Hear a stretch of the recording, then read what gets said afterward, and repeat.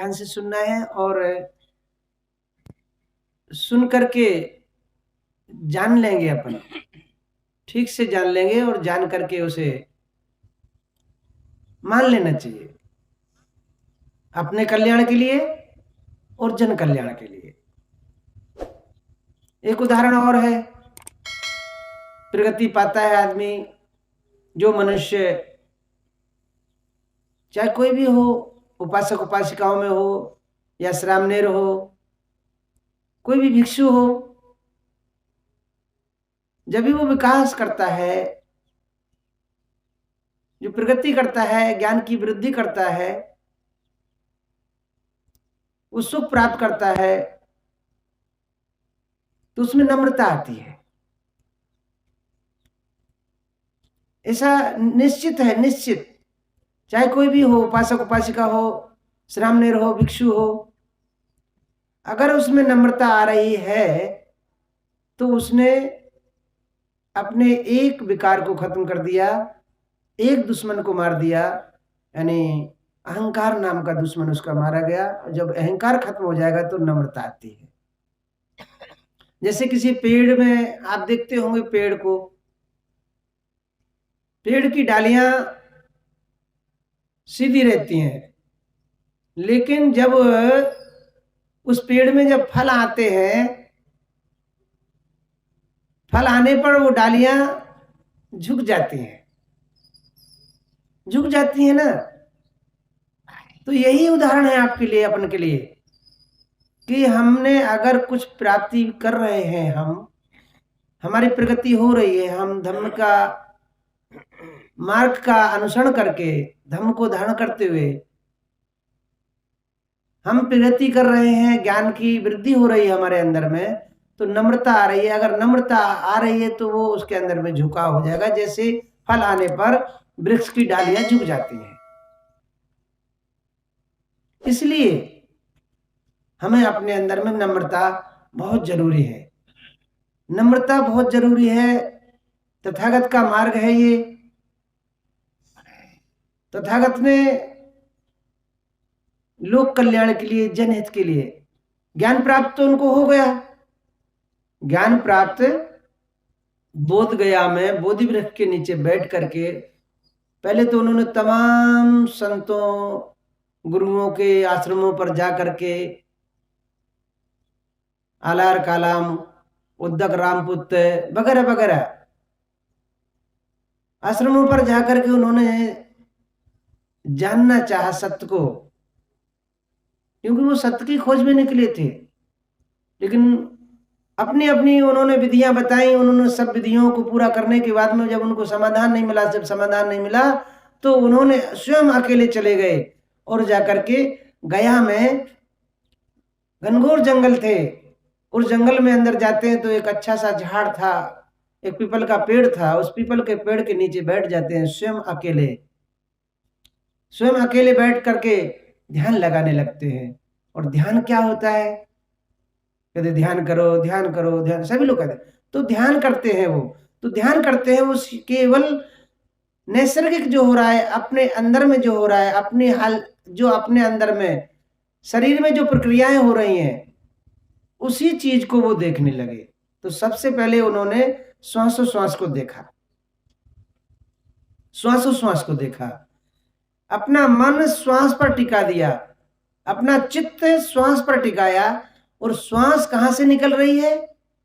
श्वास, ये नाक के दो दरवाजे हैं, इन दो दरवाजों से, ये दो छिद्रों से होकर के श्वास आती है और जाती है। सर्वप्रथम उन्होंने, इसके पहले भी उन्होंने बहुत ध्यान की विधियां सीखी, जिसमें सांस को रोकना, रोक के रखना, रेचक है, कुंभक है, बहुत सी विधियां, लेकिन उनको समाधान नहीं हुआ तो उन्होंने स्वयं अकेले अपने आप को देखना शुरू किया। तो श्वास पर जब ध्यान लगाया, एकाग्र मन किया, तो उनको श्वास को देखते देखते देखते देखते उनको एक स्पर्श महसूस होने लगा। आप लोगों को भी हो सकता है, कहने भर से कुछ नहीं होगा, करना पड़ता है, करना पड़ेगा। आप कहेंगे क्या हम विचार भी करते रहें, इधर उधर देखते रहें, मन हमारा इधर उधर भटकता रहे, फिर हमको सत्य प्राप्त हो जाए? तो यही सत्य है। सत्य क्या है? श्वास आ रहा है और जा रहा है, ये सत्य है। चाहे आदमी सो जाए, चाहे खा रहा है, बोल रहा है, चल रहा है, फिर रहा है, श्वास कंटिन्यूअस चालू रहती है। अनवरत अवस्था में वो कभी बंद नहीं होती, श्वास चलती रहती। जब तक श्वास चल रही है तब तक ये शरीर है, अन्यथा ये जड़ हो जाता है, फिर ये मिट्टी बन जाता है। तो जब तक श्वास चल रहा है तब तक ये तो क्या है? सत्य। श्वास का आना जाना ही सत्य है। तो देखत देखत सत्य को परम सत्य दिख जाए। तो तथागत ने, सिद्धार्थ गौतम ने, तथागत बाद में हुए, सम्यक संबुद्ध बाद में बन गए। तो सिद्धार्थ गौतम जब तपस्या में लीन हो गए, यानी ध्यान करते करते उन्होंने जाना कि श्वास आ रहा है और जा रहा है, और श्वास को आते जाते देखते देखते उनको क्या महसूस हुआ? सबसे पहले यानी उनको स्पर्श महसूस हुआ कि ये श्वास का स्पर्श कहाँ होता है। तो आप लोग 10 दिन से ध्यान करते थे, आपने स्पर्श भी महसूस नहीं कर पाया होगा, हो सकता है, क्योंकि 4 बजे जाग जाना, फिर मुंह हाथ धो लेना, नहा धो लेना, और फिर आंख बंद करके बैठना। तो किसी किसी को तो ढुलकियां आने लगती होंगी, है ना? तो कोई कोई विचारों में पड़े रहते होंगे, किसी किसी को घरों का विचार आता होगा, अरे अब 9 दिन हो गए, 8 दिन हो गए, 7 दिन हो गए, ऐसा सोच रहे होंगे, अब उधर क्या हो रहा होगा। नहीं, जब जिस कार्य के लिए हम आए हैं मन वहीं लगाएं, क्यों? मेरे सोचने से उधर कुछ नहीं होने वाला, हम यहां से ही मंगल मैत्री उन्हें दे सकते हैं। चीवर पहन करके ये पावर होता है कि अगर सच्चे मन से हम निर्दोष और निर्विकार जीवन जीने लगे, क्षण मात्र के लिए भी, क्षण मात्र के लिए, ऐसा नहीं कि आजीवन। अगर हमने एक दिन के लिए चीवर पहन करके, एक दिन के लिए हमने अगर निर्विकार हो गए, हम निर्दोष जीवन जी लिया हमने, यानी मन को हमने बुरे विचारों को खत्म करके सद विचारों को भर लिया मन, उसी समय अपने अंदर में प्रफुल्लता आ जाएगी, प्रसन्नता आ जाएगी, सुख मिलने लगेगा, अपने को सुख मिलने लगेगा। क्योंकि ये सुख का ही तो मार्ग है, दुख मुक्ति का मार्ग है, यानी दुख चला जाता है, सुख प्राप्त होता है। इस प्रकार से अपन को जितना जीवन जिए उतना हमें वर्तमान में जीना है, और सद विचारों से भर के, सदगुणों से भरते हुए, निर्विकार होकर के निर्दोष जीवन जीते हुए हमें आनंद लेना चाहिए जीवन का। तो सिद्धार्थ गौतम को जब ज्ञान प्राप्ति के लिए, पहले ज्ञान प्राप्ति का प्रयास कर रहे थे, तो पहले उन्होंने आनापान यानी आते जाते श्वास को देखा, फिर उनको स्पर्श महसूस हुआ, स्पर्श से उनको संवेदना हुई, संवेदना के सारे उन्होंने पूरे शरीर को देखना शुरू कर दिया, यानी देखे, अपने आप को देखा उन्होंने। तभी कहा है देखो अपने आप को, खोजो अपने आप, अपने को देखे बिना मिटे न दुख संताप। अपन बाहरमुखी रहते हैं, कभी भी बाहरमुखी रहते हैं, दूसरों को देखते हैं, दूसरों की बुराइयों को देखते हैं, कुछ नहीं होने वाला है, उसका वो जाने। कर्म का फल, कर्म का विपाक, कर्म का परिणाम उसको भोगना पड़ेगा। अपन पहले अपने कर्मों को सुधार लें, अपन परिशुद्ध जीवन जीने लगे तो अपन सुखी हो जाए। जब हम सुखी हो जाएंगे तो हमारा सुख दूसरों को दे सकते हैं। जब हम ही सुखी नहीं है और कहते हैं सुखी हो, मंगल हो, मंगल हो, बहुत हाथ उठाए हुए तुमने ऐसे, तो पहले हमें सुखी होना होता है। जब हम सुखी हो जाएंगे तो हम दूसरों को वो सुख बांट सकते हैं। जो वस्तु हमारे पास है ही नहीं तो हम देंगे कैसे? तो हमें अपना निर्दोष जीवन जीते हुए, निर्विकार होते हुए, हमें शांति ग्रहण करते हुए, सुख प्राप्त करते हुए, फिर हम दूसरों को सुख दे सकते हैं। तो देखो अपने आप को, खोजो अपने आप, अपने को देखे बिना मिटे न दुख संताप। इसी में अष्टांगिक मार्ग में सम्यक व्यायाम कहा है।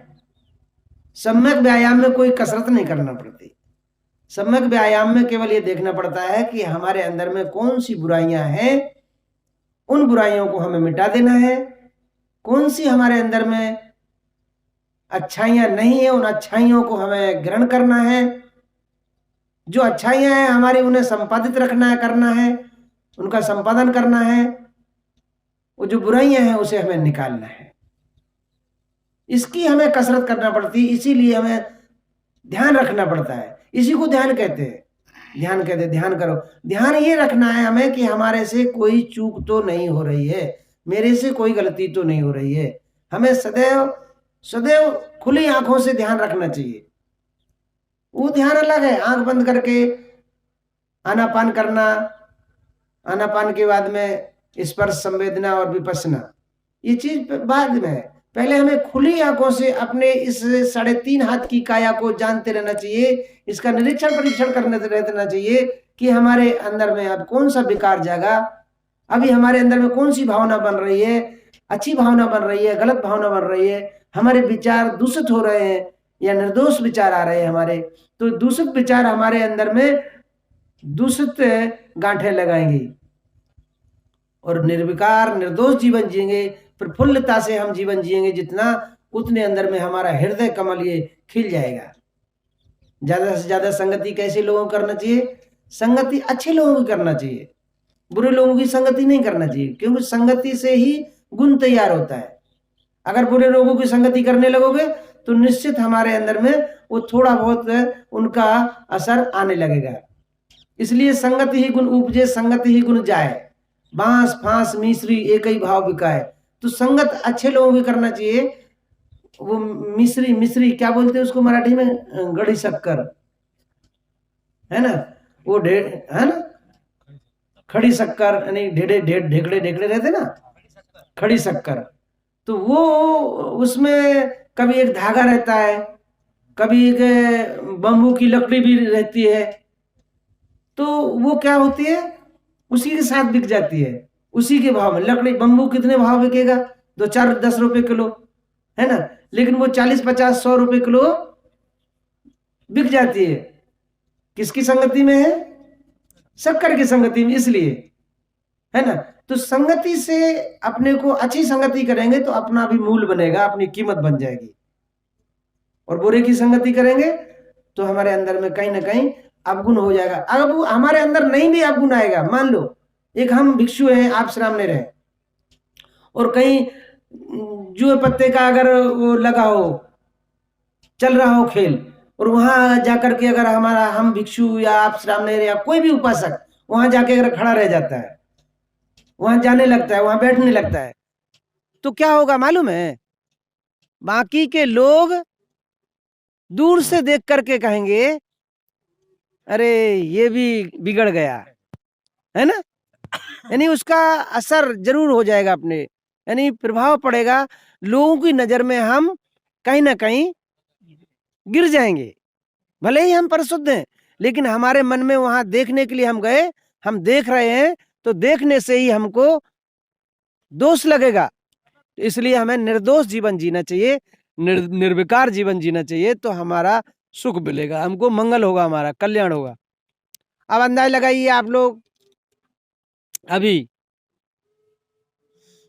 यहाँ बैठे हैं आप लोग, हमारी बात को सुन रहे हैं ध्यान से?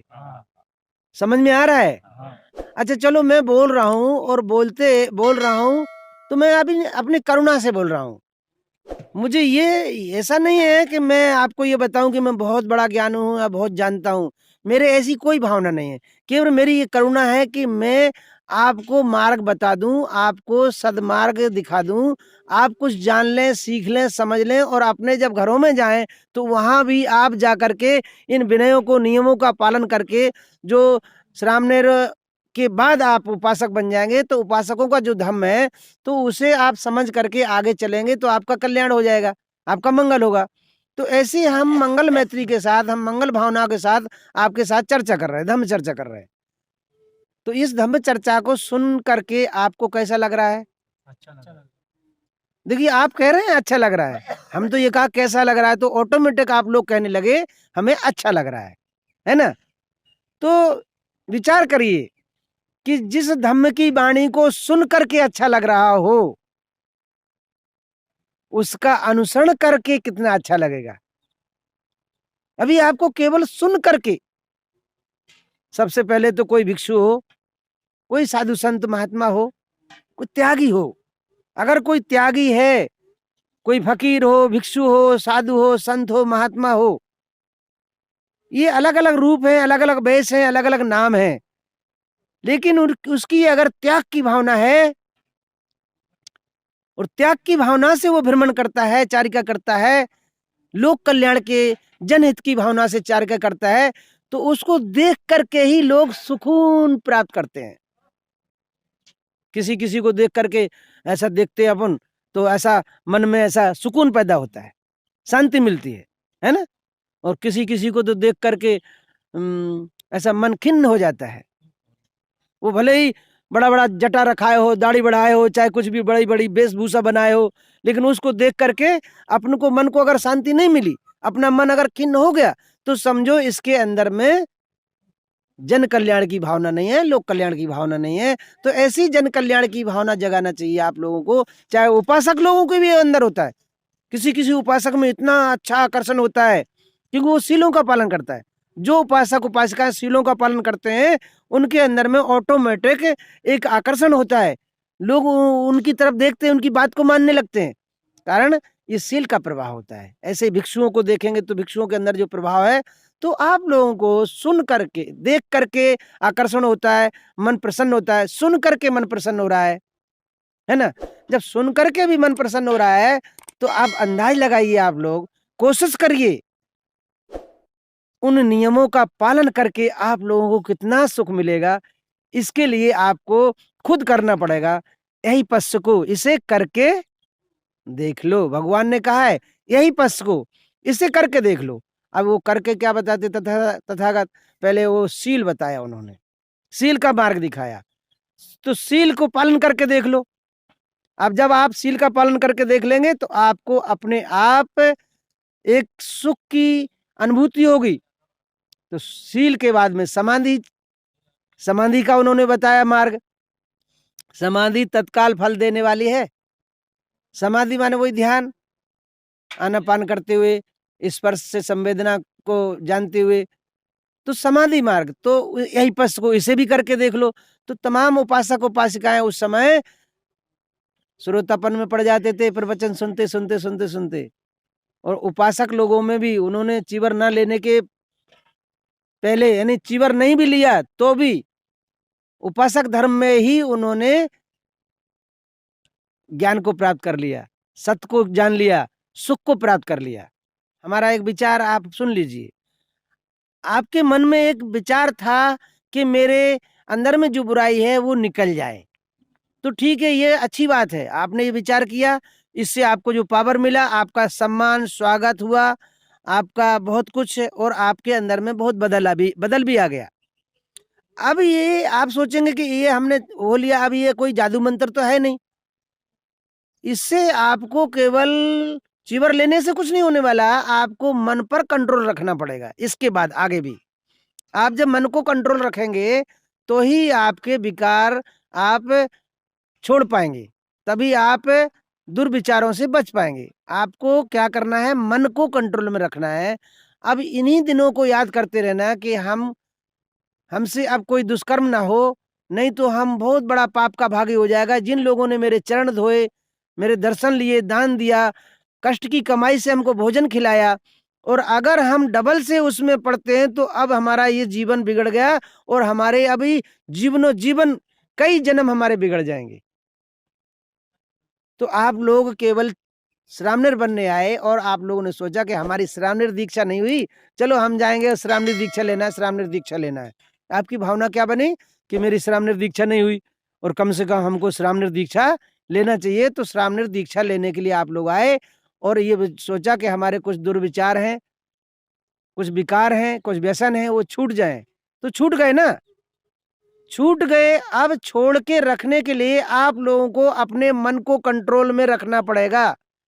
ये अपने ये 3.5 हाथ की काया है, ये शरीर का ड्राइवर कौन है, मन है, और मन से ही आपका जो कुछ होगा। ये मन का कहा ना कीजिए, कबीर साहब बोलते रहते थे, मन का कहा ना कीजिए, मन है पक्का दूत,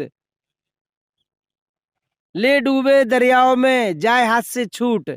यानी दरियाओं माने गहरी खाई, गड्ढा, नाला।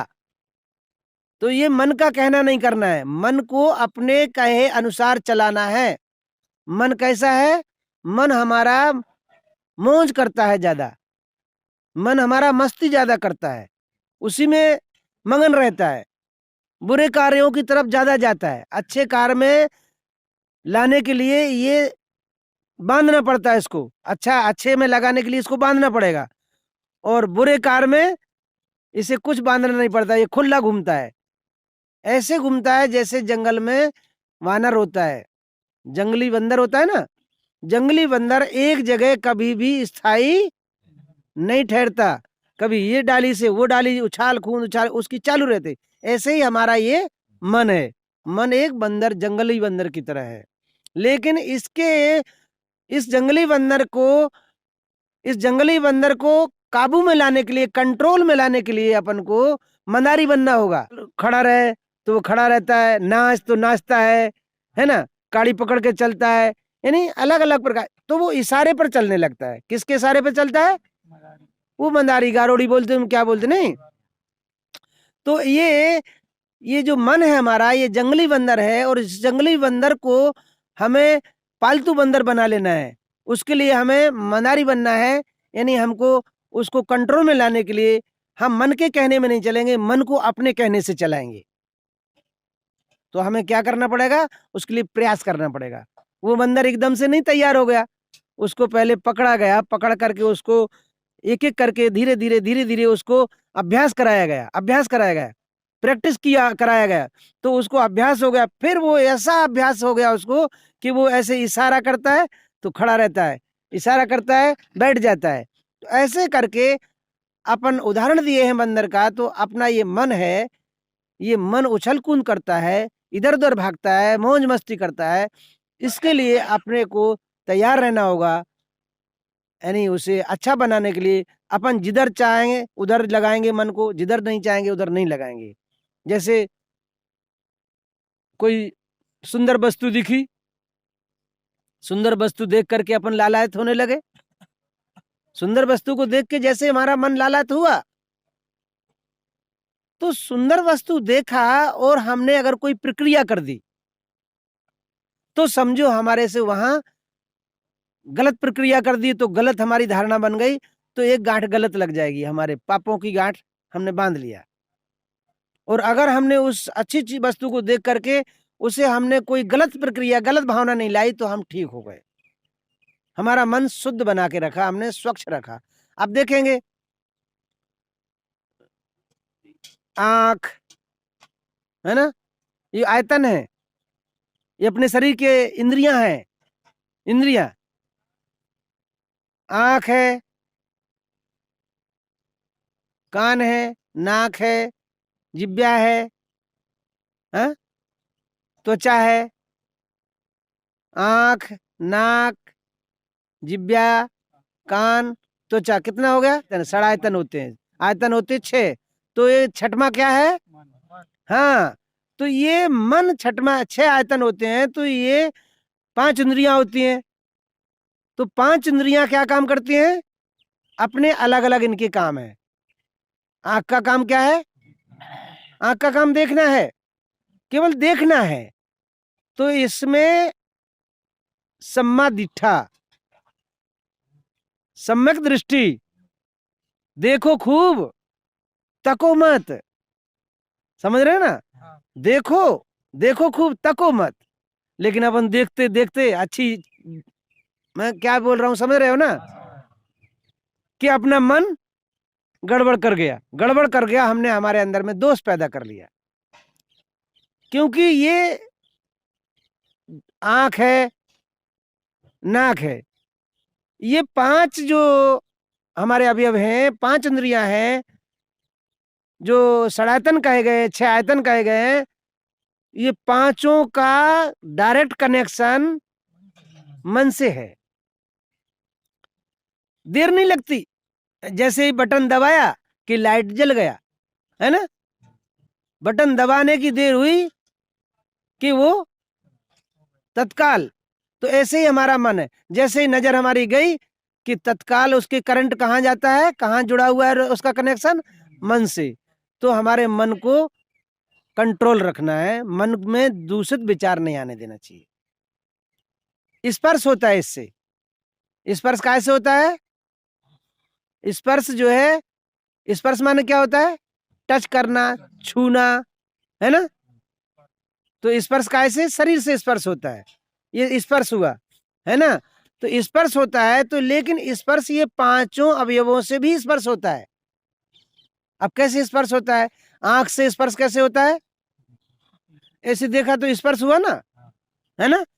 स्पर्श नहीं होता तो हमारे मन में कुछ भी होता नहीं था, भावना नहीं जागती थी। ऐसे ही अपना जीभ से स्पर्श होता है ना। जीभ से स्पर्श करके क्या जानते हैं अपन लोग?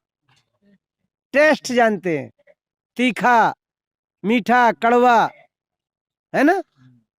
हम खट्टा, मीठा, कड़वा, तीखा जानते हैं। तो स्पर्श होता है। जब ये वस्तु यहाँ रखिए, ऐसे वस्तु रखे रहेंगे दूर, जब तक हम उसको स्पर्श नहीं करेंगे तो हम खट्टा मीठा नहीं जान पाए। लेकिन जैसे ही इसको हमने चाखा, कड़वा है, थू थू थू थू कर दिया हमने, हमारा मन उसको स्वीकार नहीं किया, है ना? मीठा है तो अगर बहुत अच्छा है, बहुत अच्छा है ना? तो ऐसे ये मन से डायरेक्ट कनेक्शन है। और स्पर्श होता है कान से, कर्ण से ना। ये किसी ने बोला, अरे वाह साहेब वाह, तुम बहुत अच्छे आदमी है, तो मन प्रफुल्लित हो गया, खुश हुआ मन खुश हुआ, अपन को बहुत अच्छा लगा, क्योंकि अच्छा बोला। यानी वाणी से, शब्दों से स्पर्श, उधर से शब्द आए, हमारे कान को टच हुए तो हमको स्पर्श हुआ, इसलिए हमको अच्छा, यानी किसी ने डांट दिया तो हमको बुरा लगा। आप लोगों को डांटा भी गया होगा 1-2 बार, है ना? अपन को फिर जब भी वो ऐसा बोले होंगे तो अपन को धक्का लगा होगा, बुरा लगा होगा, और कोई प्रेम से बोला होगा तो अपन को सुकून मिला होगा। तो ये अपन ने स्पर्श कैसे होता है? कान से, वाणी का स्पर्श कान से हुआ। उसके बाद में अपना ये क्या है? त्वचा का, त्वचा से स्पर्श होता है, इससे भी संवेदना होती है। तो स्पर्श से संवेदना होती है। आंख से स्पर्श हुआ तो संवेदना हुई, जीभ से हुआ तो संवेदना हुई, कान से तो संवेदना हुई, है ना? और ये त्वचा से तो संवेदना हुई। नाक से भी स्पर्श होता है ना। बेकार बदबू आ रही, बहुत अच्छा खुशबू आ रहा है, तो ये स्पर्श है। स्पर्श से हमारे अंदर में एक मन में जागृति होती है, विचार बनता है, यानी वो संवेदना तैयार होती है। तो इन चीजों का डायरेक्ट मन यहाँ कनेक्शन है। स्पर्श कहाँ से? त्वचा से स्पर्श होता है। जेंट्स को जेंट्स स्पर्श करता है, कुछ नहीं होएगा, है ना? और जेंट्स को अगर लेडीज स्पर्श कर देगा तो जैसे एक बल्ब जल जाता है ना, अर्थ गर्म है ये, है ना? ये अर्थ गर्म की तरह, जैसे ही अर्थ और गर्म नहीं मिलेगा तब तक बल्ब जलेगा नहीं। अर्थ गर्म को जैसे पिन में खोसा, पिन में लगा दिया कि लाइट लग गई, ऐसे ही किसी स्त्री को स्पर्श करने से अपने अंदर में भयानक करंट तैयार होता है, करंट प्रभाव हो जाता है, भावना तैयार होती है। तो वहां पर हमको कंट्रोल करना है, हमको एकदम से विचार करना है कि ये हमारी बहन बेटी है, ये हमारी माँ की जैसी है। देखेंगे, अगर भावना नहीं आना है, गलत नहीं आया, तो उसको माँ की दृष्टि से देखेंगे, बहन बेटी की दृष्टि से देखेंगे, गलत भावना नहीं जगेगी, है ना?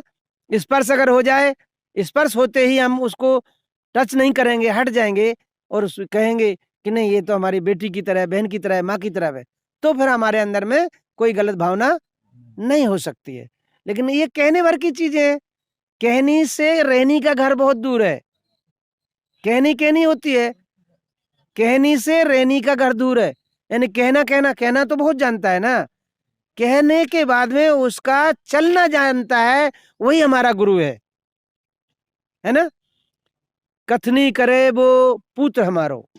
कथनी माने लिखने वाला, कोई कविता लिखता है, कहानी लिखता है, कोई तो लिखता है, तो कथनी करे वो पूत हमारो, कहनी कहे वो नातू। जो लिखे हुए को जो बांच रहा है वो नाती है है ना। यानी जिसने लिखा, अब लिखने वाला और लिखने वाले का और बांचा तो उसका भी बेटा हुआ ना वो लिखने वाले का। तो कहनी कहे वो पूत हमारा, कथनी करे वो पूत हमारा, कहनी कहे वो नातू, राह चले वो गुरु हमारा, हमें वाके साथी। कहनी कहे, कथनी करे वो पूत हमारा, कहनी कहे वो नाती, राह चले वो गुरु हमारा, हमें बाके साथी। यानी कथनी और करनी वो उसकी एक जैसी है।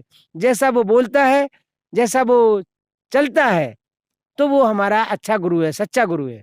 इसलिए तो तथागत का है। तथागत का मतलब वो जैसा बोलते थे वैसा ही चलते थे।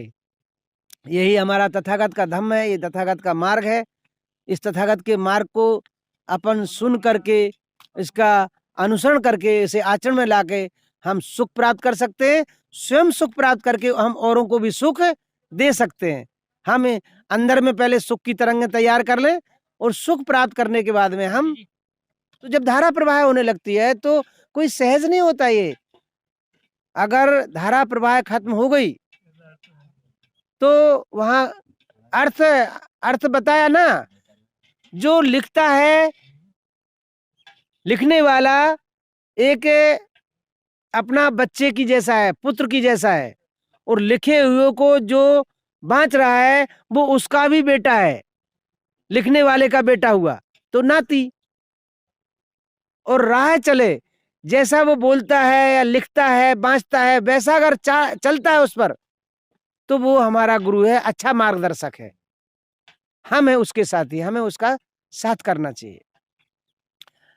तो आप लोग आज के बाद, यहाँ से जाने के बाद में अच्छे लोगों की संगति करेंगे, सत्पुरुषों की संगति करेंगे, कोई भी मूर्खों की संगति नहीं करेगा।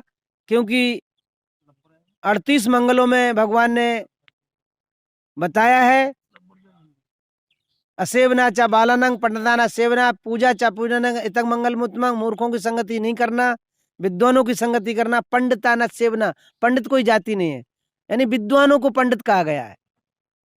तो पंडिताना सेवना, पूजा चा पूजनीयानंग एतक मंगल मत। तो पूजनीय व्यक्तियों की पूजा सम्मान करना उत्तम मंगल होता है। तो पूजनीय व्यक्ति कौन है? अपने पूजनीय व्यक्ति अपने से जो बड़े हैं, बुजुर्ग हैं, या अपने गुरुजन हैं, भिक्षु हैं, या परिवार के जो अपने बड़े बुजुर्ग हैं, वो हमारे पूजनीय हैं। तो इसलिए पति रूप देशवासो चपुब्बे कतपुंजनता अत सम्मा पर्दी चैतक मंगल मुतमंग। अनुकूल स्थानों में निवास करना, गलत जगहों पर नहीं बैठना। नहीं तो क्या करते हैं, कभी इधर उधर बैठ गए, कहीं रोड पर जाके बैठे, कहीं अलग जाके, कहीं कहीं। ये बच्चे लोग ज्यादा करते हैं। अभी आप लोगों का वो टाइम नहीं है। आप लोग तो है ना, अभी रिटायर की तरफ जा रहे हैं, रिटायर होने वाले कुछ समय के बाद में। कुछ लोग तो अभी ऐसा हो गया, अभी कुछ समय है। लेकिन ये मन है ना, ये मन कभी भी भटक सकता है। मन तो 60 साल हो जाए, चाहे 65 साल हो जाए, चाहे 70 साल हो जाए, ये मन भटक जाएगा। ये अगर माया ठगनी आ गई तुम्हारे सामने, ठगनी माया है ना, वो आपको मोह लेंगी, क्योंकि उसकी जरूरत रहती है, उसकी जरूरत है। वो तुम्हारे को कवर करेंगे, आकर्षण करेंगे, आकर्षण करेंगे, और तुम फंस गए उसके आकर्षण में, तो समझो तुम डूब गए, जीवन तुम्हारा बिगड़ गया। तो ये ठगनी माया से बच के रहना है। तो गलत जगहों पर नहीं बैठना है, अच्छे स्थानों पर निवास करना, पुण्य का आचरण करना, कोई गड़बड़ कार्य नहीं करना। तो आप लोग यहाँ जो धम्म को धारण करने आए, आप लोगों ने जितना सुना, बहुत प्रवचन आप लोगों को सुनने को मिल गए। आप लोगों ने कुछ ग्रहण कर लिए होंगे, कुछ सीख लिए होंगे। डाकू क्यों बने और उनको क्यों बनना पड़ा, उसके पीछे था मनुवाद। जब मनुवादियों ने उन्हें सताया, उनके साथ में अन्याय किया, अत्याचार किया, तो अत्याचार का बदला लेने के लिए उन्होंने जंगलों में चले गए। दूसरे ग्रुप की जो ग्रोह थे, दूसरे डाकुओं का ग्रोह में शामिल होते गए, और उनका बदला आकर के उन्होंने उनको मार करके, बदला लेकर के, तब उन्होंने समर्पण किया। जिसमें फूलन देवी का नाम आप लोगों ने सुना ना। तो फूलन देवी का नाम बहमई कांड है। बहमई एक गांव है। तो फूलन देवी एक पिछड़ी जाति की थी लड़की, वो पिछड़ी जाति की लड़की, उसके साथ में अत्याचार किया गया, उसको साथ बलात्कार किया गया, ठाकुरों ने बलात्कार किया, अत्याचार किया, अन्याय किया। तो फिर उसने जा करके दूसरा डाकू का शरण लेकर के उनके ग्रुप में शामिल होकर के बहमई नाम के गांव में जाकर के कांड किया, उसका नाम बहमई कांड हुआ। उसने 14 ठाकुरों को एक लाइन में खड़ा करके और बंदूक से शूट कर दिया, बांध करके एक लाइन में खड़ा किया, 14 क्षत्रियों को, ठाकुरों को, यानी गोली से उड़ा दिया। तो इसलिए उसका नाम प्रसिद्ध हो गया, फेमस हुई। तो अपन को डाकू नहीं बनना है, अपन को अत्याचारी नहीं बनना है, व्यभिचारी नहीं बनना है, क्योंकि हम बुद्ध के मार्गी हैं। तथागत कहते हैं कि बैर से बैर कभी शांत नहीं होता है, बैर को हम प्रेम से जीत सकते हैं। लेकिन थोड़ा सा यहाँ विषय आता है, बाबा साहब की तरफ हम जब देखते हैं तो एक विषय ये आ जाता है कि बाबा साहब ने तो कह दिया कि इधर तथागत तो कहते हैं बैर से बैर शांत नहीं होता। तो जब तक हम शांत ना हो पाए, हम अपने आप को सीलों में पूरा नहीं कर पाते हैं, सीलों में नहीं पका पाते हैं, तब तक हमारे को एक ध्यान देना पड़ता है कि हमारे से कोई सील तो नहीं टूट रहा है, सील तो नहीं टूट रहा है। तो तथागत ने कहा कि बैर से बैर शांत नहीं होता है, हम दुश्मन के लिए भी करुणा करें, मंगल मैत्री करें। बाबा साहब ने क्या कहा है, जुल्म करने वाले से जुल्म सहने वाला ज्यादा गुनहगार है। तो जुल्म करने वाले से जुल्म सहने वाला ज्यादा गुनहगार है, तो इसका आप लोग क्या मतलब समझते हैं? कोई अगर हमारे ऊपर अन्याय कर रहा है, अत्याचार कर रहा है, तो उसे हमें सहन करना चाहिए क्या? नहीं सहन करना चाहिए। लेकिन सहन तो नहीं करना चाहिए, लेकिन हमें बदला क्या देना चाहिए उसके बदले में? अगर वो हमारे के साथ जैसा व्यवहार कर रहा है, हमें बदले में उसके साथ के उसके ही जैसा व्यवहार करना क्या? नहीं, बाबा साहब ने ऐसा नहीं कहा है, लोग गलत अर्थ समझ लिए हैं उसका। तो जुल्म करने वाले से जुल्म सहने वाला ज्यादा गुनहगार है। तो वो ऐसा है कि अपन वो जुल्म कर रहा है और अपन सहते चले जा रहे हैं। नहीं, उस जुल्म से बचने के लिए हमें प्रयत्न करना चाहिए, प्रयास करना चाहिए, न कि उसी की भाषा में जवाब देना। ये तो डाकुओं का काम हो गया ना। तो हमें क्या करना है, अगर वो जुल्म कर रहा है और जैसा वो कर्म कर रहा है हम भी वैसा ही कर्म करने लगे, तो हम में और उसमें क्या फर्क पड़ा? फिर क्या अंतर हुआ? फिर हम क्या है को दुखी हो रहे? जैसा वो है वैसा ही हम हो गए, सरीके हो गए ना। तो जुल्म करने वाले का हमें जुल्म का विरोध करना है, उसके जुल्म को मिटाने के लिए अपनी अच्छाइयों से, अपने सद्विचारों से, अपने सद्गुणों से अपना संगठन बना करके हमें उसका विरोध करना है, प्रतिकार करना है, उसको हटाना है। यानी हम उन बुराइयों से, हम विकारों से कैसे बचें, इसके लिए हमें प्रयास करना है, प्रयत्न करना है, न कि हमें झगड़े करना है।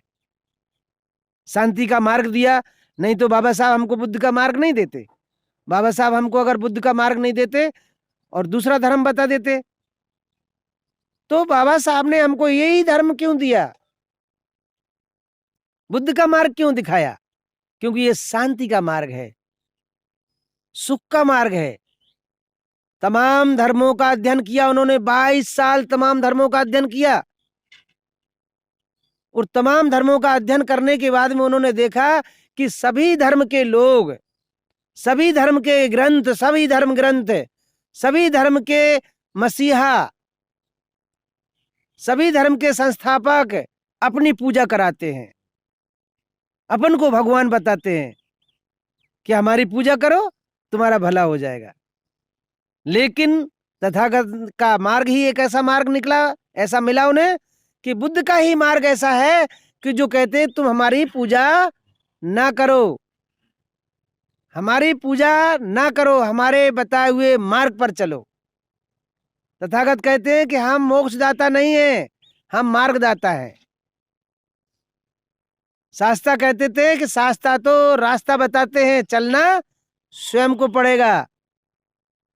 तो तथागत का मार्ग इसलिए बाबा साहब ने दिया कि ये मार्ग पूजा में नहीं पड़ा रहेगा, पूजा में नहीं उलझेगा, ये मार्ग पर चलेगा, और जो मार्ग पर चलेगा वो सुख में हो जाएगा, उसको सुकून प्राप्त होगा, दुख से मुक्त हो जाएगा। ऐसी करुणा थी बोधिसत्व की।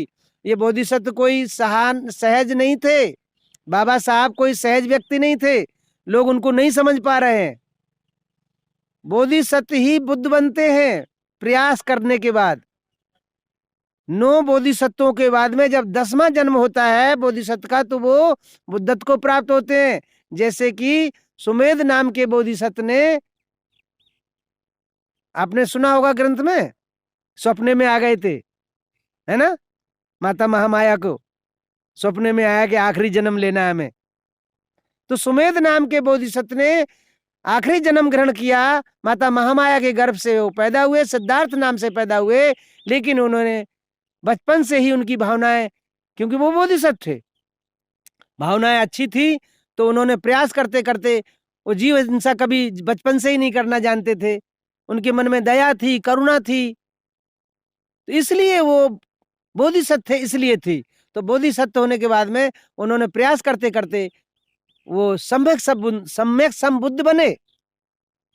तो ऐसे ही हमारे परम पूज्य बोधिसत्व डॉक्टर बाबा साहब अंबेडकर जी को हम सत सत नमन करते रहे, और आशा करते हैं कि अभी अन्याय अत्याचार ज्यादा बढ़ रहा है, तो जब जब इस भारत भूमि पर अन्याय और अत्याचार बढ़ता है, तब कोई ना कोई बोधिसत्व आते हैं और हमारे को इस अन्याय और अत्याचार से मुक्त कर देते हैं।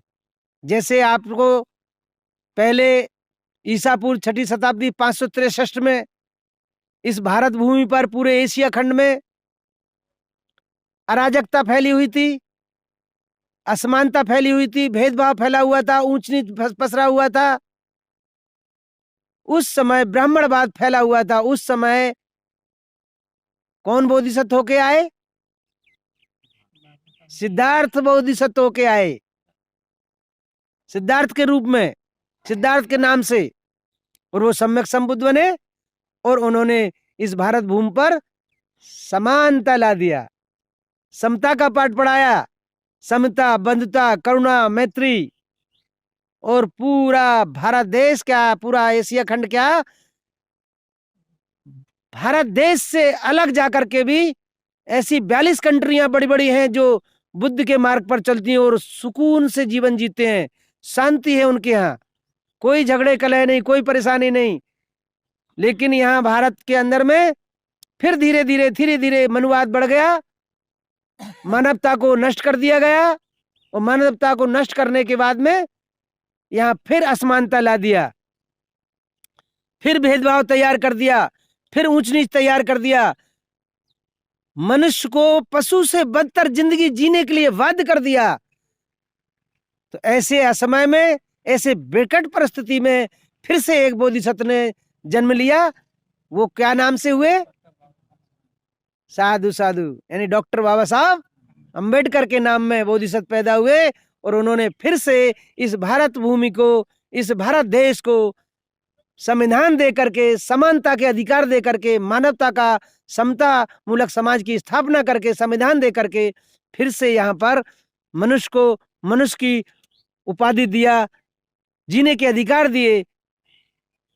लेकिन अभी फिर से 100 साल नहीं हो पाया, और 100 साल नहीं हो पाया क्योंकि भारत देश में तो आक्रमण बहुत पहले से होते आ रहे हैं और चलता रहता है। बाबा साहब ने कहा था ये संघर्ष है हमारा, ये मनुवादियों के साथ हमारा संघर्ष है, मनुवाद के साथ संघर्ष है। बाबा साहब किसी धर्म का विरोध नहीं करते थे, धर्म की क्रूतियों का विरोध करते थे। उन्हें धर्म से विरोध नहीं था, उनके धर्म के ठेकेदारों का उन्होंने विरोध किया, उनकी क्रूतियों का, जो क्रूतियां थी उनका उन्होंने विरोध किया कि ये हमें क्रूतियां पसंद नहीं है। धर्म तुम्हारा कोई भी रहो, मानवता है तो धर्म है, मानवता खत्म होती है वहां अधर्म तैयार हो जाता है। तो बाबा साहब ने फिर से हमारे को यहाँ समानता, स्वतंत्रता, बंधुता स्थापित करके फिर से हमारे को सुकून, हमें सुख से जीवन जीने का हमको एक मौका दिया। लेकिन 100 साल भी नहीं हो पाए, फिर भी ये कच्छाधारियों ने यहाँ पर आक्रमण कर दिया है, और पूरे पूरे भारत के अंदर में ये चल रहा है। और अभी इस विकट परिस्थिति से बचने के लिए मूल मंत्र है आपके लिए, आप सुन लीजिए, और अपने नगर में जाकर जहां जहां जाए वहां आप लोग बता देना कि परेशान मत होइए, हमारा कोई साथ नहीं दे रहा है, हमारा कोई लीडर भी साथ नहीं दे रहा है, हमारा कोई साथ नहीं दे रहा है, क्योंकि हमारा कोई साथ दे भी नहीं सकता, कोई हमारी सुरक्षा कर भी नहीं सकता। हमारा सुरक्षा करेगा तो हमारा शील सुरक्षा करेगा, हमारा विनय सुरक्षा करेगा। इसलिए बाबा साहब ने हमें ये बुद्ध धम्म दिया। क्या उदाहरण है? तथागत का उदाहरण है, अंगुलमाली पीछे लग गया तलवार लेके, मार पाए क्या? नहीं मार पाया, क्योंकि उनके अंदर में करुणा थी, मैत्री थी, उनका शील का कवच था तथागत का, इसलिए उसकी तलवार नहीं चल गई, वो शरण चला गया और स्वयं भिक्षु हो गया। दूसरा उदाहरण बाबा साहब हैं। जब तो कोई संरक्षण नहीं था, कोई आरक्षण नहीं था, कोई हमारे लिए कुछ नहीं था, संविधान नहीं बना था, बाबा साहब संघर्ष चालू था बाबा साहब का दलित शोषित समाज के लिए, लाखों करोड़ों पूरे भारत देश के लोगों के लिए उन्होंने संघर्ष जारी रखा था।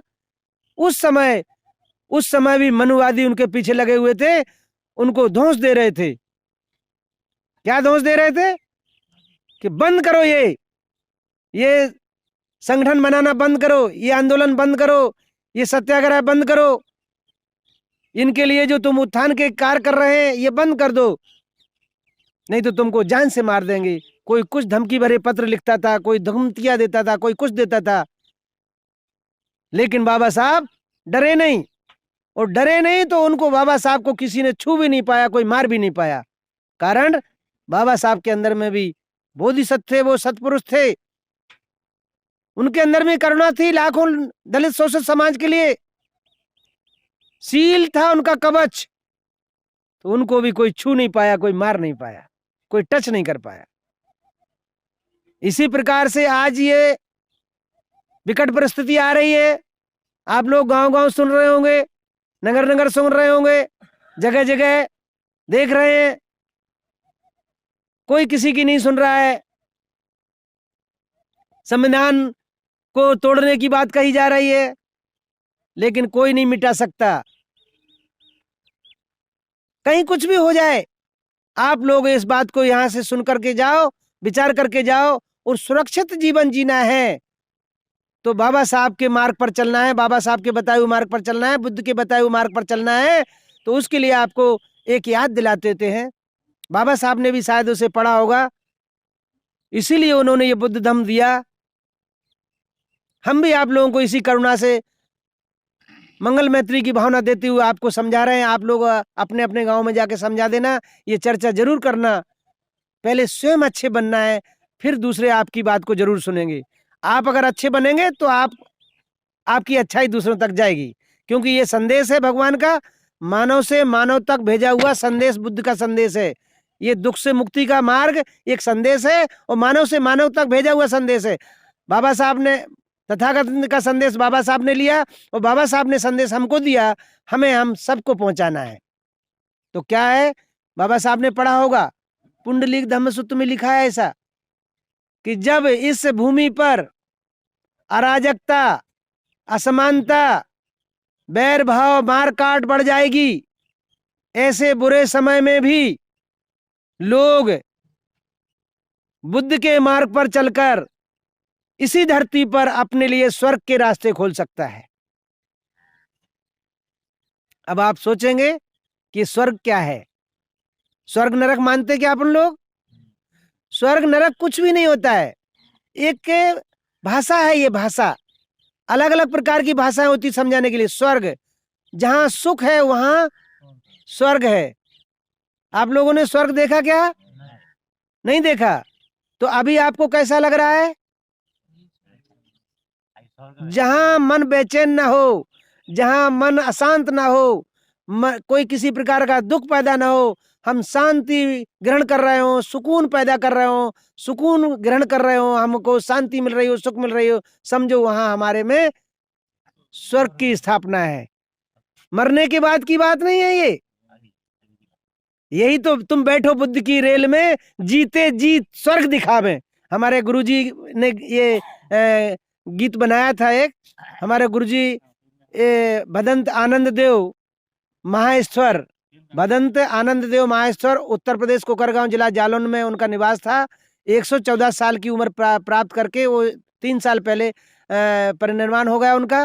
तो वो कहते थे कि तुम बैठो बुद्ध की रेल में, जीते जी स्वर्ग दिखावे। यानी जो बुद्धि की रेल में बैठ जाओ। यानी बुद्धि की रेल क्या है? बुद्धि की रेल क्या है? बुद्धि की रेल है त्रिसण पंचशील की नैया, डारी महामाया के छैया, कोटन पापी गए निर्माण, बतायो सत मार्ग को ज्ञान, बंदो तुम्हें बुद्ध भगवान, बतायो सत मार्ग को ज्ञान। यानी तथागत ने जो सतमार्ग का ज्ञान बताया ना, त्रिसण पंचशील है, ये वही बुद्धि की रेल है। तो तुम बैठो बुद्धि की रेल में, जीते जी स्वर्ग दिखावे।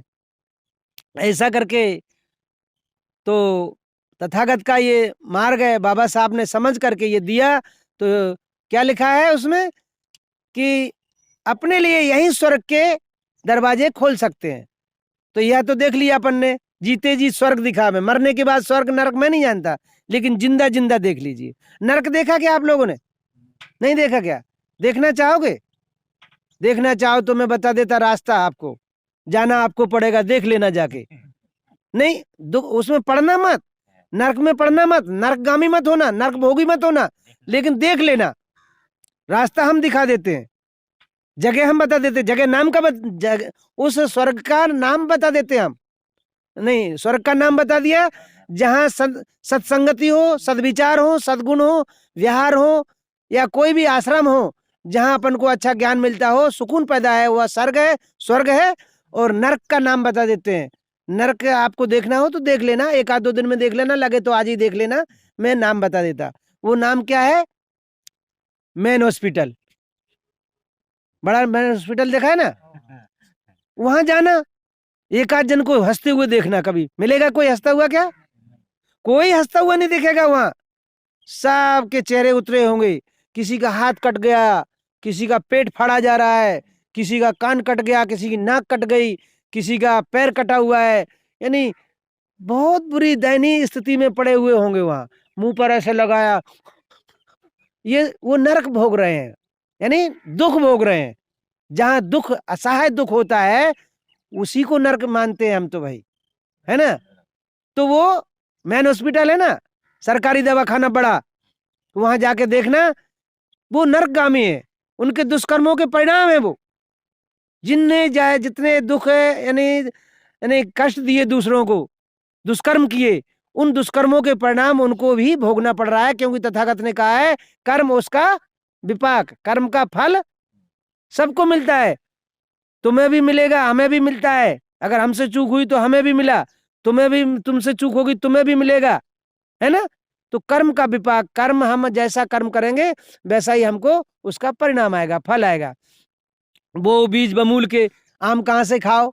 बमूल का बीज बो दिया, आम मिलेंगे खाने को? क्या नहीं मिलेंगे। इसलिए आप लोगों को अच्छे कर्म करना है, सत्कर्म करना है, सद्विचार रखना मन में, दूसरों के लिए अच्छी भावना तैयार करना है। कर भला तो हो भला, दूसरों का सदैव भला सोचना है, भला ही भला सोचना है। वो भले ही हमारे लिए बुरा सोचता रहे, हमें उसके लिए भला सोचना है। तो फिर जैसा बीज बोएंगे वैसा आपको फल आ जाएगा। हम दूसरे के लिए बुरा सोचते रहेंगे और हम सोचेंगे हमारा भला हो जाएगा क्या? तो पहले हमें दूसरों के लिए अच्छा सोचना होगा, दूसरों के लिए सत्कर्म करना होगा। उन सत्कर्मों का परिणाम हमारे आने वाली पीढ़ियों को मिलेगा। बड़े पूत पिता के धर्म। देखिए, आने वाली पीढ़ी का नाम आता है कि अब मुझे मेरा पूर्व का जन्म देने वाला माता पिता याद आ गया। धन्य हो माता पिता, सभी के माता पिता ऐसे हों। मैं चंबल घाटी में पैदा होने वाला, 8 महीने मैंने भी बंदूक हाथ में लेकर के घूमता रहा था, लेकिन वो सत्कर्म किए, उन्होंने पुण्य कर्म किए। उन पुण्य कर्मों के परिणाम ये हुए कि हम एक संत बन गए। क्योंकि वो पूर्व का माता पिता कबीरपंथी हुआ करते थे। कबीरपंथी साधु आते थे, मतलब महीने में 1-2 बार जरूर आ जाते थे, कोई ना कोई उनकी सेवा करते थे, उनके प्रवचन सुनते थे, उनका सत्संग सुनते थे, उनको भोजन दान देते थे, स्वयं भूखे रह जाएंगे उनको भोजन देते थे। और वो धन्य वो माता जिसने गर्भ में धारण किया होगा मुझे, वो गर्भ में धारण करने के बाद में उन्होंने ज्ञान सुना, और ज्ञान सुना तो उसका प्रभाव ये हुआ कि मुझे उनका दिया हुआ गर्भ का संस्कार, और गर्भ के बाद में फिर बड़ा होने के बाद में, बचपन से लेके बड़ा हो तक के उन्होंने ये सिखाया, किसी के चोरी मत करना, किसी का कोई अन्याय अत्याचार करना, व्यभिचार नहीं करना। यानी जो संस्कार उन लोगों ने दिए, हमको अच्छा बनाया, तो आज मैं धन्य धन्य होता हूँ कि उनके पुण्य कर्मों से, सत्कर्मों से, उनके सद्विचारों से, उनके संस्कारों के वजह से आज मैं डाकू ना होकर के आज मैं आप लोगों के बीच में एक साधु हूँ, भिक्षु हूँ। ये उनकी देन है। ऐसे ही माता पिता को अपने अपने पुत्र पुत्रियों को तरफ ध्यान देना चाहिए कि अच्छा बनाना चाहिए, अच्छा बनाना चाहिए, अच्छे संस्कार देना चाहिए, तभी अच्छा बन पाएगा, है ना। नहीं तो गलत संगति में पड़ जाएगा, तो गलत मार्ग पर चला जाएगा, ठीक नहीं हो पाएगा। इसलिए आप लोगों को यहाँ से सीख कर जा रहे हैं, आप सीख कर जाइए, अपने समाज में जाइए, समाज में धम्म चर्चा ही करना है, दूसरा चर्चा नहीं करना है। केवल क्या चर्चा करना है? केवल धम्म चर्चा करना है। हंसी मजाक तो करते ही रहते हैं। यहाँ भी आप लोगों ने बहुत टाइम बेकार चला गया आप लोगों का। अब मौका लगे आप उधर आना, ठीक है। धम्म भूमि पर आकर के आप लोग कभी भी आप हमारे से धम्म चर्चाएं कर सकते हैं, घंटों कर सकते हैं, दिनों दिन चर्चाएं करेंगे, आपके साथ धर्म चर्चा करेंगे हम, ठीक है। जो भी आपके प्रश्न होंगे हम प्रश्नों के उत्तर देंगे। आज आपके अभी विचार अगर आए, कोई मन में प्रश्न जागा हो, कोई प्रश्न आया हो, विचार आया हो, तो आप आज भी अभी आप पूछ सकते हैं, कर सकते हैं, विचार विमर्श कर सकते हैं, धर्म चर्चा कर सकते हैं, ठीक है। और धर्म चर्चा करें, आप विषय कोई भी लेंगे तो ले लेना, लेकिन आपको ये ध्यान देना है कि हमें सुकून से जीवन जीना है, तो आपको बुद्ध के मार्ग पर चलना होगा। आपको लगे कि हमको कोई तलवार से न मार पाए, तो आपको सीलों का पालन करना होगा।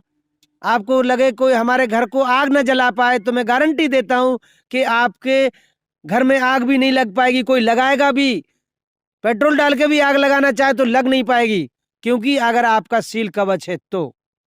क्योंकि बट्ट सुत्त में लिखा हुआ है ऐसा। बट्ट सुत्त कहता है कि सत्य क्रिया किया था, बटेर की योनि में एक समय बोधिसत्व ने जन्म लिया, तो जंगल में आग लग गई, जंगल में आग लग गई थी। उसमें लिखा है, श्रामणेर विनय में पुस्तक है, जो गाथा की पुस्तक है, परित्राण गाथा की पुस्तक है, उसमें बट्ट सुत्त लिखा हुआ है। उसमें लिखा हुआ है कि मेरे पैर चलने लायक नहीं है, मेरे पांख उड़ने लायक नहीं, मेरे माता पिता खाने की तलाश में गए, इसलिए हे धधकती हुई आग, अगर मैं मेरे सत्क्रिया है, मैंने कोई भी सील भंग नहीं किया है, ऐसी सत्क्रिया से तुम धधकती हुई आग, तो 16 कदम दूर से उधर वापस चली गई। ऐसा आप लोग भी कभी भी अनुभव कर सकते। अहिपस्स को इसे करके देख लो। लेकिन आप लोग क्या चाहेंगे, भाई कोई डॉक्टर है, डॉक्टर ने अच्छी तपास नहीं किया, आप गए किसी डॉक्टर के पास, आपका जांच वांच किया, ठीक तपास नहीं किया, और चिट्ठी लिखा, चिट्ठी भी लिखा, आपने मेडिकल भी खरीद लिया।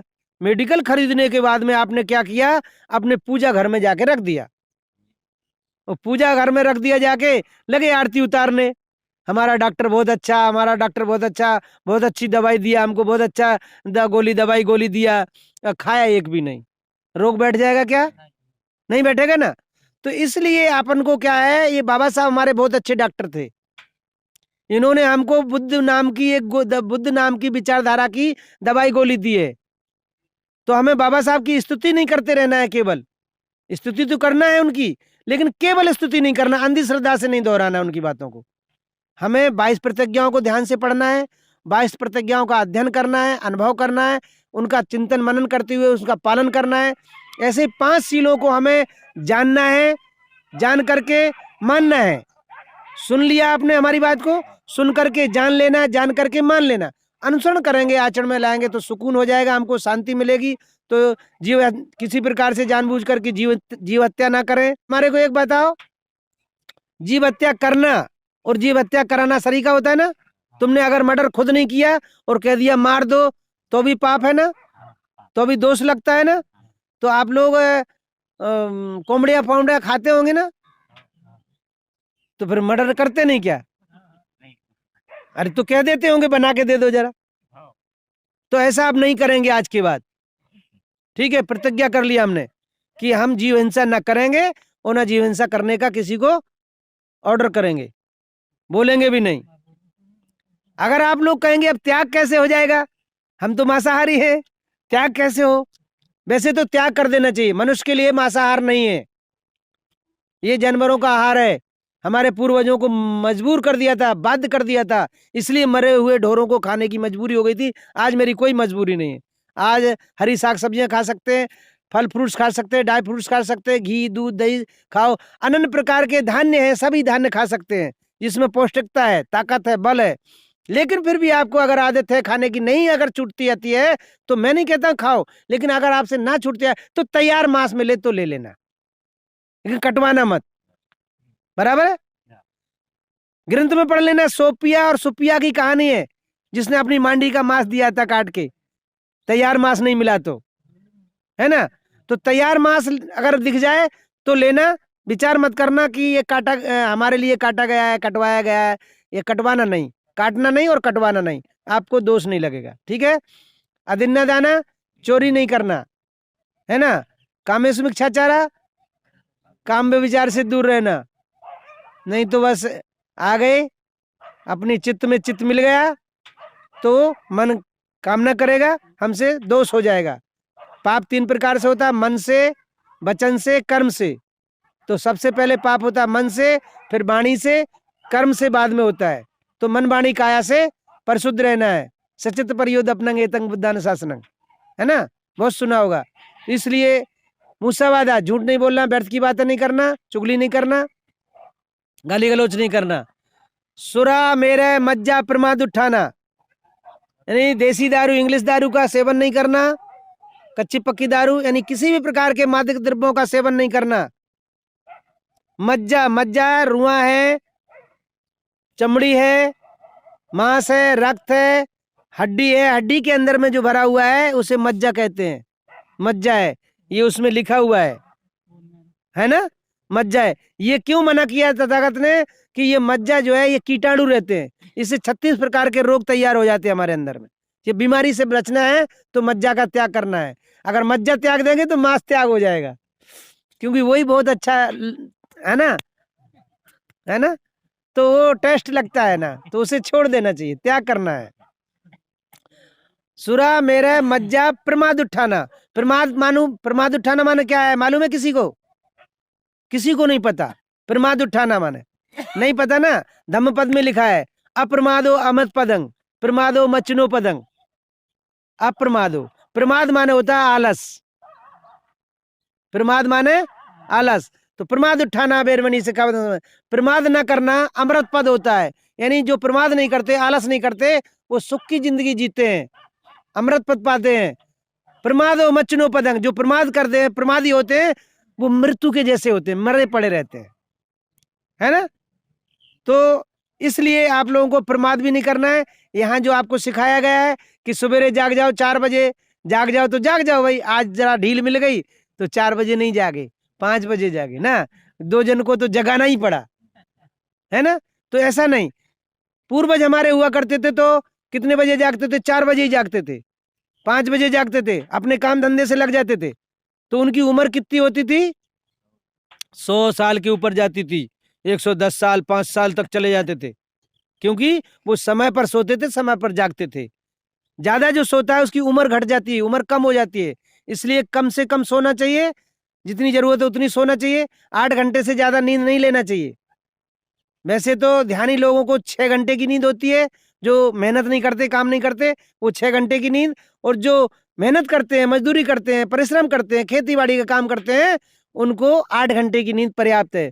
तो जो ज्यादा सोते हैं उनकी कम उम्र हो जाती है, क्योंकि कबीर साहब ने बताया है कि बैठे 12 परे 18। परे माने लेटे हुए, बैठे 12। श्वास की गति होती है, श्वास की गति चलती है। बैठे बैठे अपनी श्वास कैसी मध्यम चलती है, धीमी चलती है, चलती ना। और लेट जाओ तो स्पीड बना देती है। यानी बैठे 12 परे 18, लेट गए तो उसकी स्पीड बढ़ जाती है, 18 की गति पकड़ लेती है। सोबत में 32, अगर सो गए, अगर सो गए ना, खर्राटे भरते हैं, बहुत तेज चलती है ना, तो उसकी उससे डबल हो जाती है। तो ये हमारे जीवन काय पर टिका हुआ है? श्वासों पर टिका हुआ है। ये हमारी चाबी है ना शरीर की, जीवन की चाबी ये श्वास है। जितनी श्वास है तितनी आशा है, श्वास निकल गई आशा खत्म। इसलिए श्वास को कम से कम खर्च करना चाहिए, कम से कम खर्च करना चाहिए। तो बैठे बैठे ध्यान करते हैं, बरसों बरस जीते, योगी योग से योगी योगान योग बरस जीते हैं। तो बैठे 12 परे 18, सोवत में 32, मिथुन करत में, मिथुन समझते हो? मिथुन विषय भोग, विषय कर्म, रति कर्म, है ना, संसार। आप समझ गए? उस समय विषय भोग करते समय इसका 64 की स्पीड हो जाती है। ये कबीर साहब ने इसकी गिनती गिन करके हमको बता के दिया है। अब आप लोग उसके भुक्तभोगी हो, आप स्वयं अनुभव करके देख लेना। उस समय आप अपने हृदय को संभाल के देखना, हृदय को संभाल के देखना, आपको समझ जाएगा, है ना।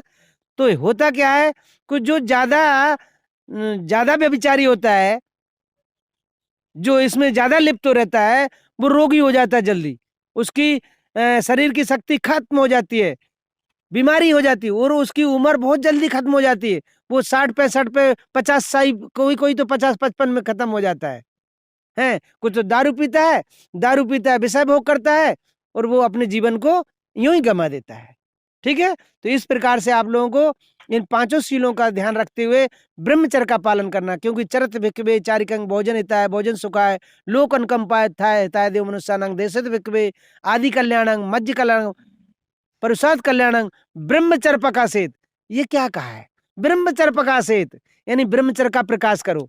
यानी कोई भी भिक्षु को ब्रह्मचर्य का पालन करना चाहिए, और ब्रह्मचर्य का जीवन यापन करने के लिए सबको बताना चाहिए। तो आप लोगों का ब्रह्मचर्य कैसे रहेगा? एक नारी सदा ब्रह्मचारी, पर स्त्री गमन नहीं करना चाहिए। एक नारी सदा ब्रह्मचारी, और वो भी समय समय पर। पशु है अपने नियम को पकड़े हैं, पक्षी है अपने नियम को पकड़े हैं, जीव जंतु सब अपने नियम, मनुष्य नियम को नहीं पकड़ा। ऋतु आती है, ऋतु पर ऋतुमान होता है, पशु पक्षी जो भी है जीव जंतु, और मनुष्य को पता ही नहीं है। अंधा होके, यानी ज्ञानी होने के बाद में भी अज्ञानी बन करके अंधेरी कोठरी में जा रहा है, अज्ञानता में जा रहा है, और दुख भोग रहा है। इसीलिए इन दुखों से बचने के लिए भगवान बुद्ध ने जो मार्ग बनाया है, उस मार्ग को पकड़ के बाबा साहब ने हमें दिया है। हमें इसी मार्ग को पालन करते हुए अपने जीवन को अच्छा बनाना, जीवन को सार्थक बनाना, अपने को जीवन सुखमय जीवन जीने के लिए हमें इन्हीं नियमों का पालन करना। इन्हीं मंगल कामनाओं के साथ सबका मंगल हो, सबका मंगल हो, सबका मंगल हो।